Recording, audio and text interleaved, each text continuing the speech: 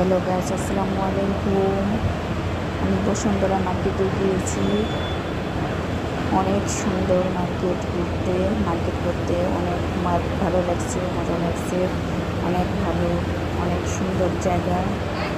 যারা যারা মার্কেট করতে পছন্দ করেন, ভালো ভালো নতুন নতুন জায়গায় ঘুরতে পছন্দ করেন, আমার পাশে থাকবেন।